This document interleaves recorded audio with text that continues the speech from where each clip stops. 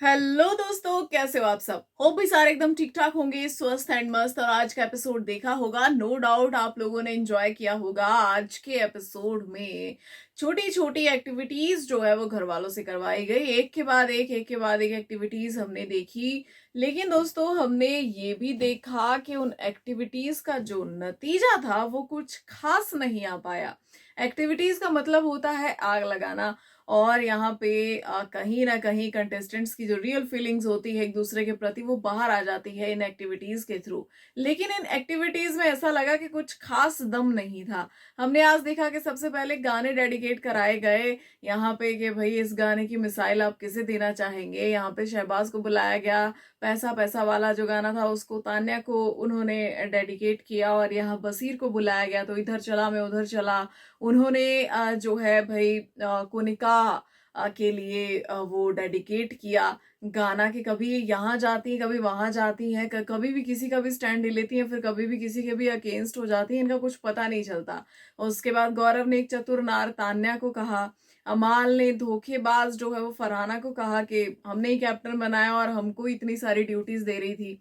नीलम ने cutie pie अमाल को कहा। अभिषेक ने मेरे अंगने में तुम्हारा क्या काम, भाई ये गौरव को कह दिया, अपने ही दोस्त को। और जो उन्होंने रीजन क्या दिया था, आपका काम क्या है पता चल जाएगा सबको। तो सबसे पहली बात तो अभिषेक को ये टास्क ही समझ में नहीं आया था। और यहाँ पर सलमान खान ने उन्हें टोक दिया कि भैया क्या मतलब दिमाग में आई क्या बात आपके, घुसी का दिमाग में, क्या कर रहे हो आप। आपके अंगने में जिसका काम नहीं है ये गाना आपको उसको डेडिकेट करना है। तो उसके बाद फिर उन्होंने शहबाज को दिया, अशनूर ने भी शहबाज को ही दिया।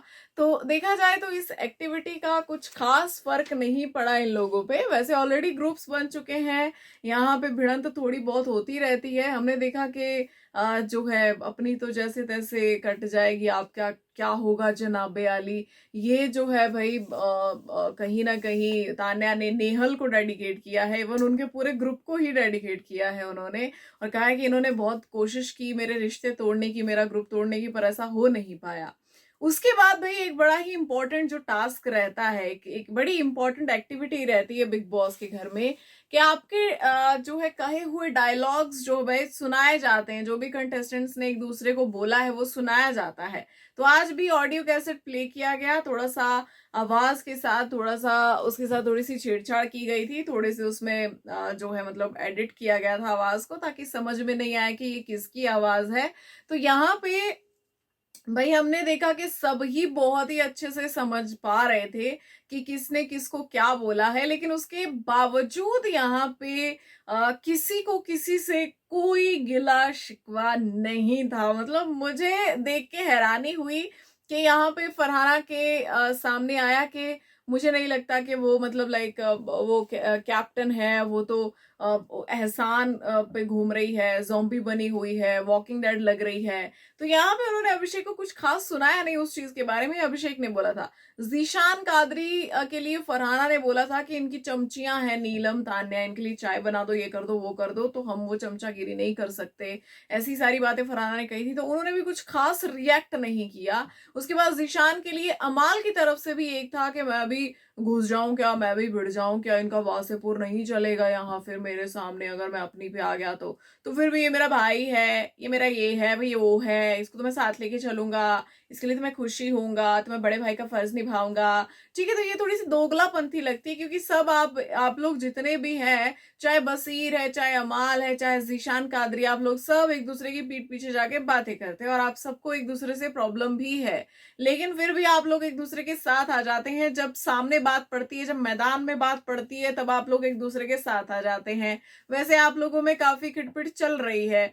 जैसे ही अमाल का साथ दिया है भाई सलमान खान ने, उसके बाद जिशान कादरी के तेवर बदल गए हैं। वैसे ही तान्या मित्तल के साथ नया ग्रुप बनाने की भी बातें कर रहे थे कि अगर तुम बसीर और मैं आ जाएं ग्रुप में तो कैसा रहेगा, है ना।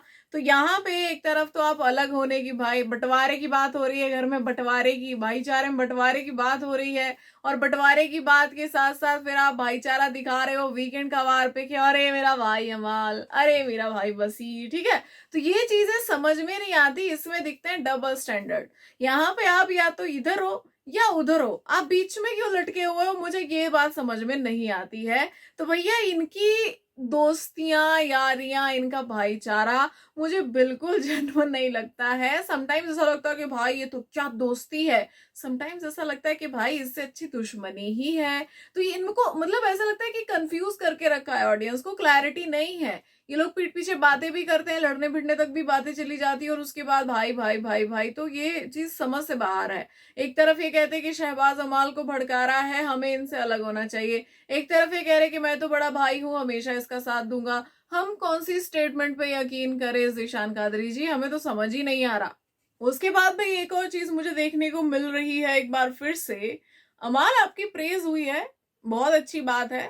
जो मुद्दा कहीं ना कहीं आपके फेवर में ही था, उसमें आपके फेवर में ही बातें हुई हैं, ठीक है। कुछ चीजें वहां पे आपके अगेंस्ट थी जो आपने बोली थी अभिषेक बजाज को, उनको कॉल आउट ही नहीं किया गया, उनपे बात ही नहीं हुई, जिसके बारे में हमने कल भी बोला था कि अगर मुद्दा उठा है तो बराबर गलतियां यहाँ पे दिखाई जानी चाहिए थी। गलतियां दोनों तरफ से जो रही हैं, दोनों तरफ की गलतियां हाईलाइट होनी चाहिए थी। लेकिन हुआ क्या कि सिर्फ अभिषेक बजाज की गलतियां हाईलाइट हुई, सिर्फ अशनूर की गलतियां हाईलाइट हुई, सिर्फ कुनिका जी की गलतियां हाईलाइट हुई, लेकिन जो गलतियां अमाल की थी वो दब गई। कई बार ऐसा भी होता है कि जब इस तरीके के मुद्दे होते हैं तो जिसका पलड़ा भारी हो जाता है ना, कि लाइक अब यहाँ पे ऐसा लग रहा है कि इसने बहुत ज्यादा कर दिया, इसकी तरफ से ओवर हो गया है, तो दूसरे की छोटी मोटी चीजें इग्नोर ही कर दी जाती है। और मुझे इस मुद्दे में भी ऐसा ही लगता है। लेकिन मुझे लगता है कि किसी की फैमिली को ये बोलना खानदान खत्म कर दूंगा, बाप को पकड़ के मारूंगा, तो ये छोटी मोटी चीज थी नहीं वैसे, बट चलो फिर भी हम अगर इससे आगे बढ़े तो अमाल जो है कई बार बात करते हैं अपने फैंस की, अपने फैंडम की, अपने अमालियंस की।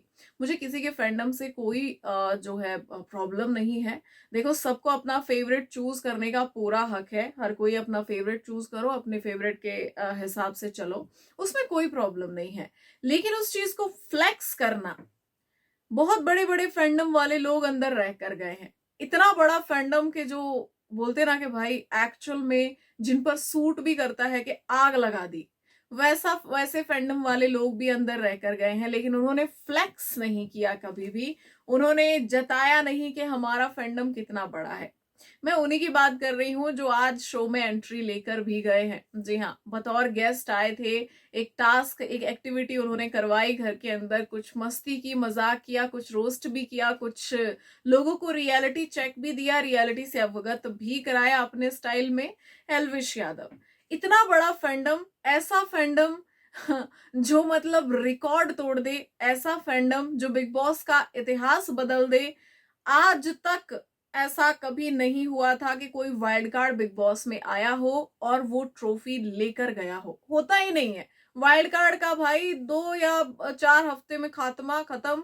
कई तो 4 हफ्ते भी नहीं टिकते भाई, दूसरे तीसरे हफ्ते में खत्म, ठीक है। लेकिन एक ऐसा वाइल्ड कार्ड जिसने ऐसा तहलका मचाया, जो तहलका आज भी अगर आपको लगे कि ये शांत हो गया है, वो शांत नहीं हुआ है। वो बवाल, वो फायर आज भी बरकरार है।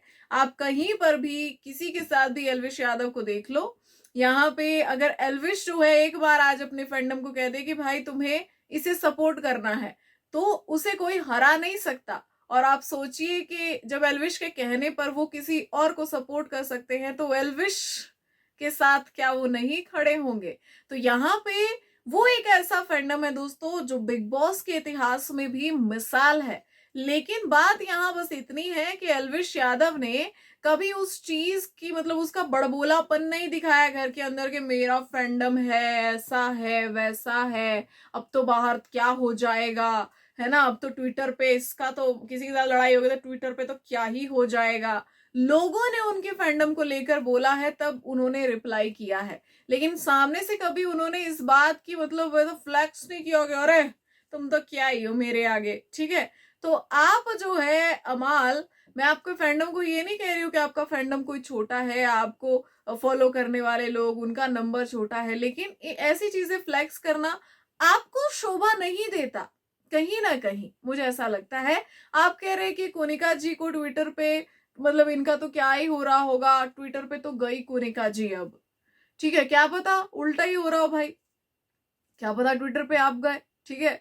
तो ऐसा है कि बात सारी ये है कि देखो कुछ चीजें इंसान में सही होती है, कुछ गलत होती है। अब बिग बॉस का घर ऐसा है कि सही वाली भी पकड़ी जाती है और गलत वाली भी पकड़ी जाती है। और यहाँ पे जब रिव्यू होता है न्यूट्रल, तो हम तो सही के बारे में भी बात करेंगे और गलत के बारे में भी बात करेंगे। अमाल की जहां गलती होती है हम उसको भी आपको दिखाते कि भैया ये चीज गलत थी, और अमाल की जहां गलती नहीं होती है हमने वो भी चीज बार बार कही है कि अमाल की गलती नहीं है। तो ये इस तरीके से जो मतलब इन्होंने किया ना कि कोनिका जी की तो मतलब क्या ट्विटर पे तो है ना ऐसा हो जाएगा वैसा हो जाएगा, तो ये चीज गलत थी, ऐसा नहीं बोलना चाहिए था। उसके बाद भाई हमने देखा कि यहाँ पे कोनिका जी अब अशनूर को ब्लेम कर रही हैं। कोनिका जी को चाहिए होता है कि जब उन पर ठीकरा फूटे किसी चीज का तो वो किसी को ब्लेम कर सके। वैसे वो अशनूर पे इस बात का इल्जाम लगा रही हैं कि तुम सारा मुद्दा मेरे ऊपर ले आई, लेकिन यहाँ पे अशनूर इस प्रॉब्लम की जड़ नहीं थी। इस प्रॉब्लम की जड़ आप थी कोनिका जी, और द प्रॉब्लम इज कि आप मानने के लिए तैयार नहीं है। कल से आपको यही समझाने की कोशिश की जा रही है कि आपने गलती की तो मान जाओ, आगे बढ़ो, बात ही वहां खत्म हो जाएगी। आप मान जाओ कि हाँ यार ये हो गया, मेरे से हो गया, शायद मुझे गलत फहमी हो गई। अगर आपको मानना भी नहीं है तो कम से कम एक मेच्योरिटी के साथ आप यही कह सकते हो कि शायद मुझे ऐसा लगा तो मुझे गलत फहमी हो गई होगी, चलो भैया मेरे एंड से ऐसा हो गया, ठीक है मुझे माफ करो, है ना। तो यहाँ पे ऐसा नहीं है कि लोग आपके पीछे पड़ जाएंगे, लेकिन आप तो मानने के लिए तैयार ही नहीं हो। ऊपर से आप अशनूर को कह रही हो कि मैं तो तुम्हारे बारे में बिल्कुल सही थी, तुम तो चंट हो, तुम बहुत चंट हो, तुम चतुर हो, ठीक है, तुमने तो सारा मैटर मेरे ऊपर ही घुमा दिया, तुमने तो सारा चीजें तुम तो मेरे ऊपर ही ले आई, है ना। और यहाँ पे तुम्हारे बारे में तो मेरा जजमेंट बिल्कुल सही था। तो थोड़े दिन पहले जब अमाल आपसे पूछ रहे थे कि पहले आप अशनूर की बुराई करती थी, अब आप उसके पक्ष में खड़ी हो गई है, तब तो आप कह रही थी अब मुझे वो पसंद है, मुझे वो पसंद है। तो अब क्या हो गया, एकदम से नापसंद हो गई आपको अशनूर, वो भी आपकी अपनी गलती की वजह से, क्योंकि अब आपको कोई बकरा नहीं मिल रहा है जिसके सर पे आप ठीकरा फोड़ सको, तो अशनूर ही सही। उसके बाद भी हमने एक और चीज देखी। देखो बिग बॉस के घर में लव एंगल बनते हैं, हमेशा से बनते हैं, लेकिन इस सीजन में मुझे कुछ भी नजर नहीं आ रहा ऐसा कोई लव एंगल, कोई ऐसी दोस्ती, कोई ऐसा रिश्ता जिसके लिए कहा जाए कि वाह भाई ये है रिश्ता, ये मिसाल है। कई सीजन्स में हमने देखा कि प्यार एक मिसाल बन गया, कई सीजन्स में हमने देखा कि भैया दो लड़कियों की दोस्ती मिसाल बन गई, कई सीजन्स में हमने देखा कि दो लड़कों का भाईचारा मिसाल बन गया, कई सीजन में हमने देखा कि ऐसे ग्रुप्स बने भाई, ऐसे ग्रुप्स बने, वो ग्रुप्स मिसाल बन गए, ठीक है। लेकिन इस सीजन में मुझे रिश्ते तो कहीं नजर ही नहीं आ रहे। थोड़ा बहुत एक बॉन्ड हमें अभिषेक और अशनूर का दिखता है, और वो लगातार चर्चा में रहता है, लगातार कि भैया क्या है इनका, क्या है इनका, क्या है इनका। तो यहाँ पे शहबाज और अमाल बातचीत करते नजर आए कि ये जो अशनूर और अभिषेक है इन दोनों का जरूर कोई ना कोई बाहर होगा, ये तो इसको चला रही है, ये तो इसको यूज कर रही है, ये तो दोनों गेम के लिए एक दूसरे के साथ हैं, है ना। तो यहाँ पे मुझे ऐसा लगता है शहबाज और अमाल कि सबसे पहले तो आपका इस चीज से कोई लेना देना नहीं होना चाहिए, ठीक है। अब वो लोग जो है आपके कहीं ना कहीं गेम का हिस्सा है, घर का हिस्सा है, लेकिन मुझे लगता है कि ये जो चीज है जो भी है, उनका कोई बाहर है या नहीं है, वो गेम के लिए एक दूसरे को यूज कर रहे हैं या नहीं कर रहे हैं, मुझे लगता है ये चर्चा का विषय अभी होना ही नहीं चाहिए। अगर आपके सामने कुछ इस तरीके की चीजें आती हैं और गेम में ये बात पड़ती है और किसी का गेम इससे अफेक्ट होता है या कुछ भी गेम से रिलेटेड इन इन इन विषयों के बारे में होता है, तब आप बोलो, सामने बोलो, डंके की चोट पे बोलो। लेकिन ये जो पीछे ये जो कानाफूसी चल रही है, जो गॉसिप चल रही है, मुझे लगता है कि ये बिल्कुल भी सही नहीं है भाई। वो अपने आप फिगर आउट कर लेंगे। आप कह रहे हो कि इनके तो कोई होंगे बाहर या तो गेम के लिए साथ में है, ठीक है, तो एक बड़ा मतलब आप कह सकते हैं कि एक बड़ा एलिगेशन है किसी पे कि वो फेक कर रहे हैं या कुछ भी कर रहे हैं आप, बट हमें ये तो साफ तौर पे दिख रहा है कि वो ऐसा कुछ भी नहीं कर रहे हैं एक्स्ट्रा ऑर्डिनरी, इतना ज्यादा वो कुछ भी नहीं कर रहे हैं। इससे ज्यादा से ज्यादा जब कोई फेक चीज होती है ना, बहुत ज्यादा फेक, तो वो दिख जाती है, पता चल जाता है। वो मतलब डेस्परेट होते हैं, जो फेक लोग होते हैं बहुत डेस्परेट होते हैं वो करने के लिए जो उनको दिखाना है ऑडियंस को। तो यहाँ वो डेस्परेशन ना तो मुझे कहीं नजर आ रही है, ना ही ऐसा लग रहा है कि भैया ये जानबूझ के कुछ गेम के लिए किया जा रहा है। वो बस दोस्त है, साथ में बैठते हैं, बात खत्म हो जाती है यहीं पे। पर आप लोग न जाने क्यों राई का पहाड़ बना रहे हैं और लगातार इस मुद्दे पे बात हो ही रही है। मुझे लगता है ऐसी चीजों को कॉल आउट किया जाना ज्यादा जरूरी है। अच्छा भाई, हमने देखा कि आज एक वाइल्ड कार्ड की भी एंट्री हो गई। खैर घर से बाहर तो कोई नहीं गया, लेकिन यस, हमारी एक जो है गॉर्जियस गर्ल घर के अंदर आ गई है, मालती चाहर। अब मालती चाहर, मुझे जो एक फर्स्ट इंप्रेशन होता है ना, वो काफी ज्यादा मुझे कैलकुलेटिव लग रही हैं और काफी कॉन्फिडेंट है और काफी ज्यादा चालाक भी लग रही हैं मुझे। अगर जो है ज्यादा मतलब कैलकुलेशन में नहीं फंसेंगी गौरव खन्ना की तरह, तो अच्छा गेम खेल सकती है घर में। उनके पास सबसे बड़ा जो है मतलब एक चीज ये है कि वो बाहर से देख कर आई हैं, सबका गेम उनको पता है। और सबसे बड़ी चीज जो है, उनको पता है कि यहाँ क्या सही हो रहा है, क्या गलत हो रहा है, किस तरफ जाना है, ये भी वो अच्छे से जानती हैं। तो यहाँ पे कहीं ना कहीं अच्छा गेम खेल सकती हैं। अभी के हिसाब से तो मुझे लग रहा है घर में लोग थोड़ा सा हो रहे हैं इनसिक्योर। जैसे कोई नया नया आता है तो थोड़ी सी इनसिक्योरिटी हमें दिख रही है। सबसे ज्यादा इनसिक्योरिटी हमें दिख रही है यहाँ पे तान्या में। तान्या कह रही है कि भैया ये नेहल से बातें कर रही है, ये क्या कर रही है। और वो बार बार पूछ भी रही है कि आप मतलब मैं कैसी लग रही हूँ बाहर। तो मालती ने पूछ लिया कि बकलावा खाने कितनी बार गई थी आप दुबई। तो ये कह रही है 3 से 4 बार, है ना, 3 से 4 बार गई थी वो रील्स में, वीडियोस में। पर आप क्यों पूछ रही हैं? तो तान्या की थोड़ी सी मुझे इनसिक्योरिटी ऐसी दिख रही है, या फिर तान्या का डर दिख रहा है। मतलब थोड़ा मुझे ऐसा लग रहा है उसके फेस से कि तान्या को डर है कि भैया मैं एक्सपोज ना हो जाऊं। देखो तान्या क्या कर रही है वो तान्या भी जानती है। तान्या क्या कर रही है वो हम सब भी जानते हैं। देखो ऐसा नहीं है कि तान्या जो है कोई मतलब ऐसी अमीर नहीं है। वो अमीर है, लेकिन जितना वो दिखाती है उतना कुछ भी नहीं है। वो सिर्फ वही बात आ गई, वो सिर्फ फ्लेक्स करती है अपने मुंह मियां मिट्टू, अपने आप को बड़ा दिखाने की कोशिश करती है। और अपने एक ड्रीम वर्ल्ड में वो रहती है। उसने अपना एक ड्रीम वर्ल्ड बना दिया है, जिसको मतलब मुझे लगता है कि बहुत सारे लोग इस तरीके की चीजें करते हैं, लेकिन वो उनके दिमाग तक ही रहती हैं। ठीक है, वो खुश रहने के लिए, कुछ लोग खुश रहने के लिए ऐसा करते हैं, कुछ लोग रियलिटी से भागने के लिए भी ऐसा करते हैं, कुछ लोग सुकून के लिए ऐसा करते हैं कि उनको अच्छा लग रहा है ऐसा सोच के कि मैं यहाँ होती, मैं ये करती, मेरा घर ऐसा, मेरा परिवार ऐसा, है ना। कोई कोई क्या सोचता है मेरी गर्लफ्रेंड ऐसी, कोई सोचता है भाई मेरा पति ऐसा, है ना। तो ये उनका ड्रीम वर्ल्ड होता है। तो वो उसका जो ड्रीम वर्ल्ड है, शायद जो वो कहीं ना कहीं इमेजिन करती है, जो विजुअलाइज करती है अपने दिमाग में, वो दुनिया के सामने लेकर आ गई है। और किसी को उससे प्रॉब्लम भी नहीं है। लेकिन अब तान्या को पता है कि ये बातें सच नहीं है। ठीक है, स्वर्ग जैसा घर, किचन में लिफ्ट, ये बातें सच नहीं है। और उसको ये भी पता है कि अगर कोई बाहर से आएगा तो उसको पता है कि ये, है ना, ये क्या बोल रही है या क्या कर रही है। तो यहाँ पे कहीं ना कहीं वो मालती से इस चीज को लेकर भी थोड़ी इनसिक्योर है। तो उसकी इनसिक्योरिटी दिख रही है। वो लगातार नजर गड़ाए हुए है कि क्या चल रहा है घर में। और वैसे भी वो सबको ऑब्जर्व करती है। वो तान्या मित्तल है। मैंने बार बार ये चीज कही, वो डम कंटेस्टेंट जो है वो बिल्कुल भी नहीं है। वो बहुत ज्यादा शातिर कंटेस्टेंट है। उसको बहुत अच्छे से पता है कि उसको कब क्या करना है। तो आज हमने भाई वाइल्ड कार्ड की एंट्री भी देख ली। वाइल्ड कार्ड यहाँ पे थोड़ा स्ट्रांग लग रही है मालती।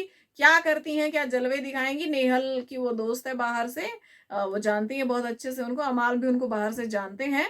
तो अगर वो अमाल की तरफ आती हैं तो तान्या ऑटोमेटिकली बहुत बुरे तरीके से भड़कने वाली और बहुत ड्रामा होगा घर के अंदर। पर खैर अभी भाई मतलब बिल्कुल शुरुआती है ये सारी चीजें कहने के लिए, देखना इंटरेस्टिंग होगा।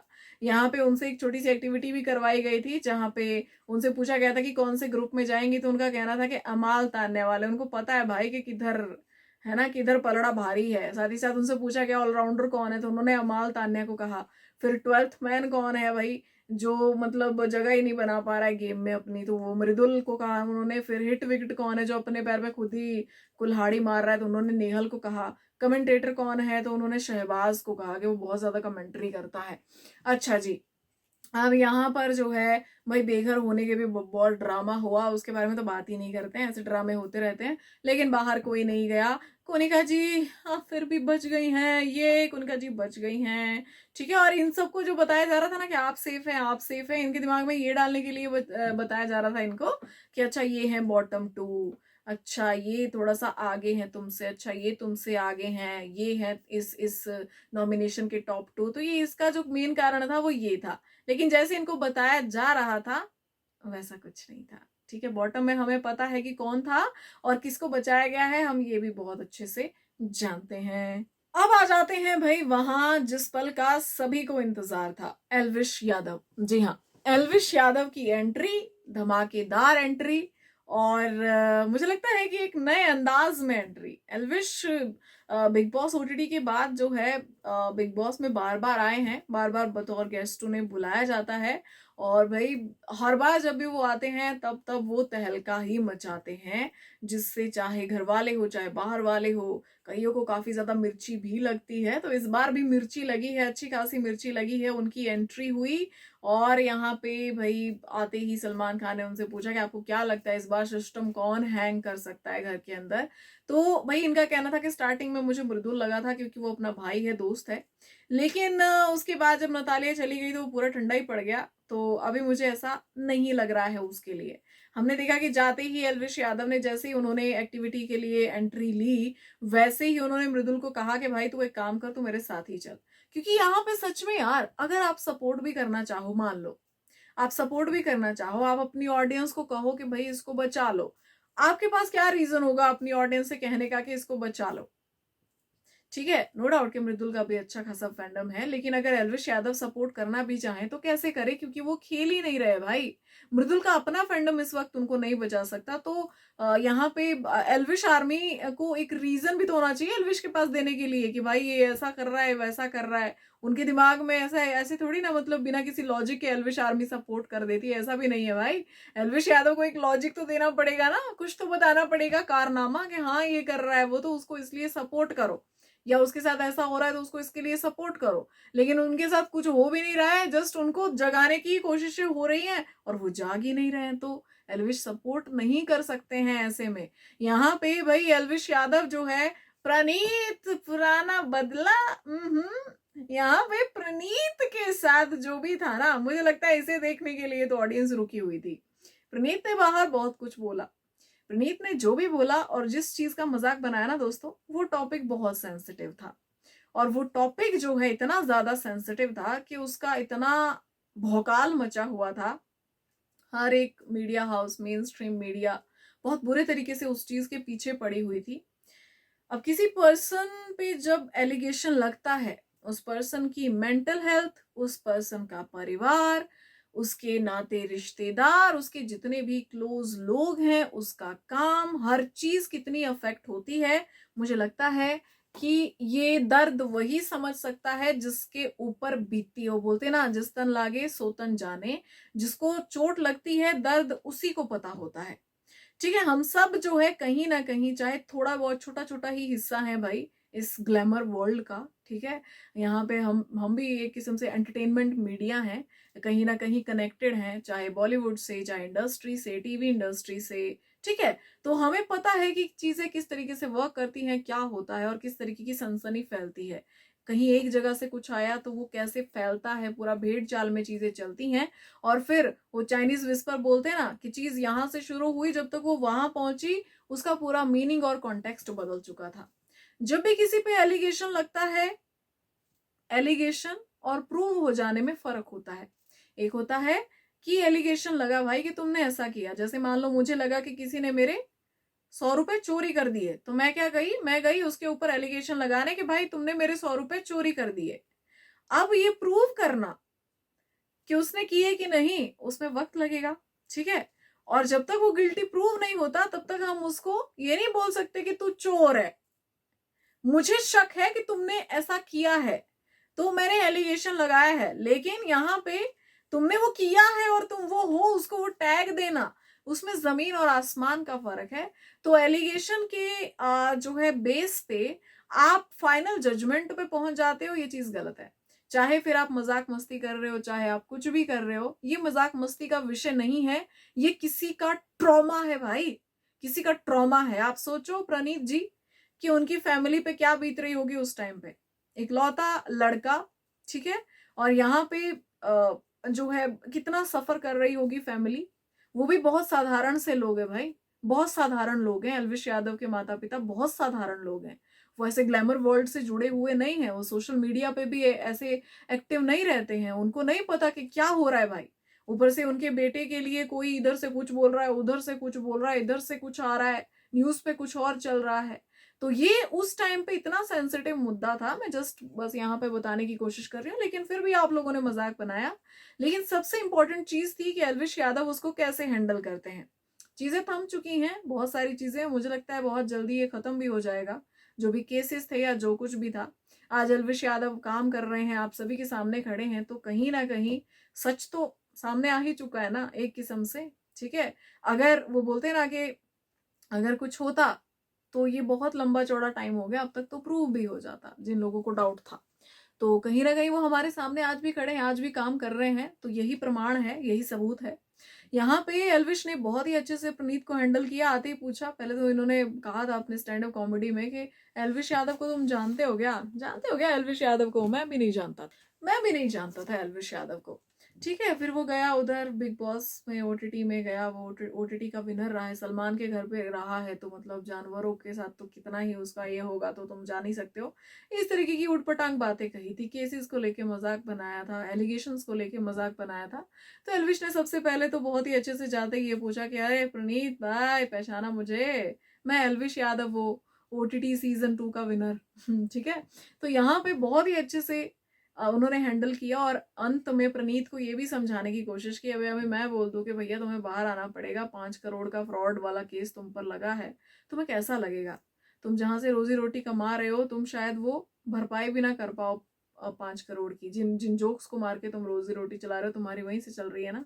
ठीक है, तो किसी भी एलिगेशन को इतना ज्यादा मतलब सीरियसली नहीं लेना चाहिए कि उस पर तुम मोहर ही लगा दो कि भाई ये आदमी ऐसा ही है। ठीक है, अब यहाँ पे एल्विश ने एक टास्क करवाया भाई, विश टास्क। ठीक है, और उससे पहले से ही उन्होंने तान्या की थोड़ी थोड़ी रोस्टिंग शुरू कर दी थी। सबसे पहले तो अमाल और नीलम को बुलाया कि भाई नीलम जाओ प्रपोज करो अमाल को, और फिर तान्या को पूछा कि भाई तुमसे तुम्हें बुरा तो नहीं लग रहा है तान्या? ठीक है, तो यहाँ पे एल्विश ने ये भी कहा कि अरे मतलब मुझे तो तान्या तुम बहुत पसंद हो, मुझ में तो साड़ी लवर हूं, मैं साड़ी लवर, आपका चर्चा तो बाहर हर तरफ हो रहा है, आपके ही चर्चे हैं बाहर, और एक कहानी सुना दो जिससे हम छोटा फील करें।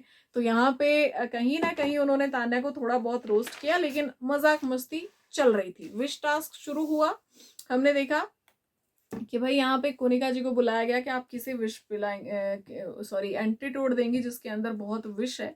तो यहाँ पे भाई जो है उन्होंने तान्या का नाम लिया, तो एल्विश ने कहा कि भाई इनके अंदर से तो हवाबाजी निकालो पहले, विश तो छोड़ो, इनके अंदर से हवाबाजी निकालो। इनको तो मतलब क्या पता इनकी अपनी एंटीटोड की फैक्ट्री हो, है ना, अपनी कंपनी हो इनकी एंटीटोड की। तो तान्या ने कहा कि मैं आपकी बात से ना मतलब एग्री नहीं करती हूँ एल्विश, हवाबाजी नहीं है ये वो सो। तान्या थोड़े दिन पहले कह रही थी कि जब कोई गेस्ट आता है तो कोनिका जी अच्छे से बिहेव नहीं करती। आज आपके साथ मजाक मस्ती हो रही थी, आपको रोस्ट किया जा रहा था, सलमान खान तक आपको उस दिन समझा कर गए थे पिछली बार जब हर्ष और अभिषेक आए थे कि आपको थोड़ा सा एक होता है ना कि रोस्टिंग जोक्स के लेने भी आने चाहिए अपने ऊपर। ठीक है, सबसे पहली बात तो आपने एक ऐसी स्क्रिप्ट रटी हुई है जिस पर आपका रोस्ट होना और जिस पे आपकी चर्चा होनी बनती है। आपको क्या लगता है कि हमें समझ में नहीं आता कि आप क्या बोल रही हो, क्या कर रही हो, और उसका क्या परिणाम आएगा बाहर, आपको क्या नहीं पता है?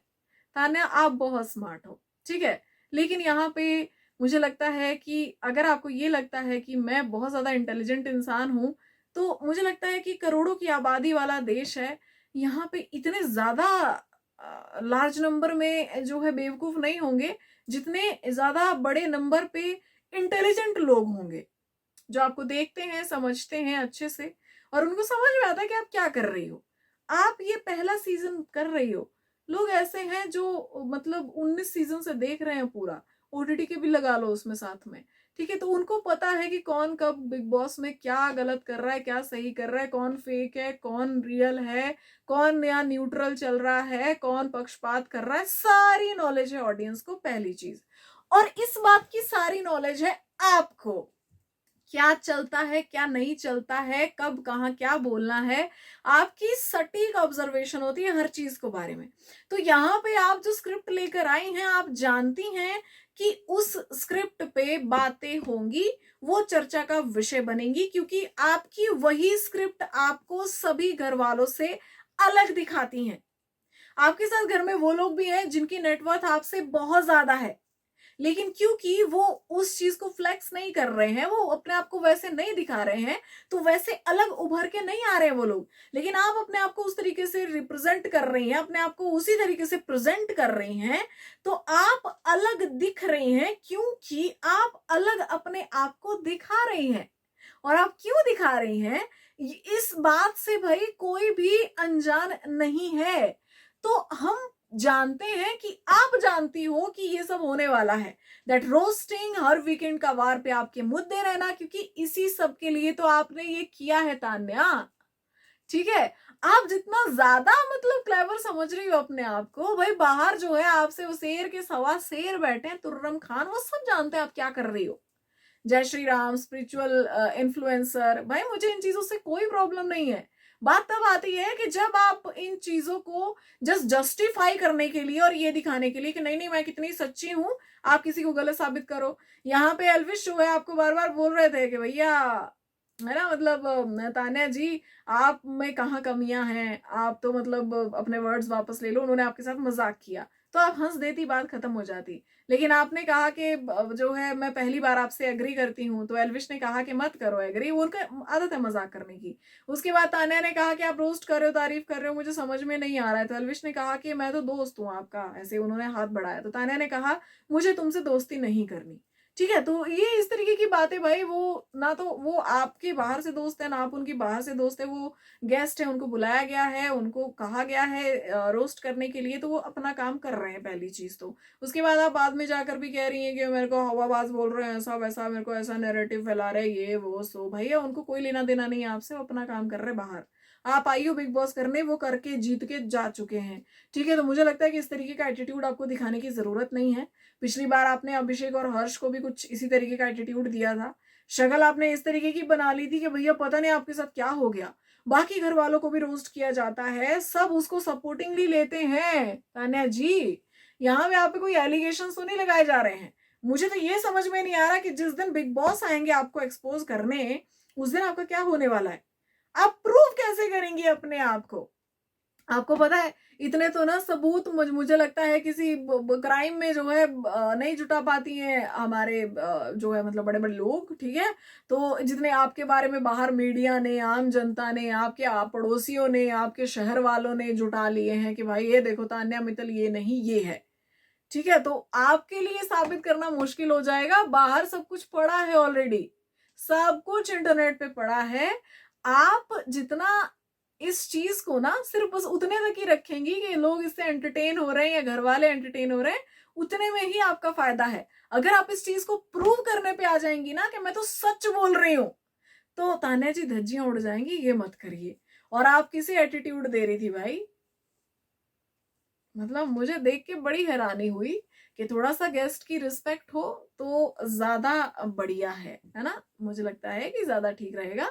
इन लोगों ने एक दूसरे को विश पिलाया और मुझे लगता है कि विश वाले इस टास्क की पूरी हाईलाइट जो है वही थी जो तान्या का बिहेवियर रहा एलविश के प्रति। और मुझे लगता है कि ऐसी चीजों को कॉल आउट किया जाना चाहिए। एक टाइम था जब बिग बॉस के घर में गेस्ट आते थे तो उनकी रिस्पेक्ट होती थी, और अगर डिसरिस्पेक्ट होती थी तो सलमान खान जो है उनको अच्छे से भाई सुनाया जाता था कंटेस्टेंट्स को, और समझाया जाता था कि कैसे घर में रिस्पेक्ट करनी है। बट यहाँ पे थोड़ा सा सबको ही सिखाने की जरूरत है, खासकर अब तान्या भी सेम चीज कर रही हैं, कुनिका जी भी पहले सेम ही कर रही थी। तो थोड़ा सा भैया बताया जाए कि गेस्ट आए हैं तो थोड़ा ध्यान से। और राव साहब का तो भाई वही और वही वाइब जो है बरकरार थी। बहुत ही अच्छे से उन्होंने ये टास्क करवाया, बहुत ही कॉन्फिडेंस के साथ। और भाई हम उम्मीद करेंगे कि सीजन कोई भी हो, यहाँ पे एल्विश यादव बार बार आते रहे, है ना, क्योंकि ये तो परंपरा हो गई है। बाकी दोस्तों आज के लिए इतना ही, मिलते हैं कल के एपिसोड के रिव्यू में। तब तक के लिए bye bye, good night, have a peaceful sleep.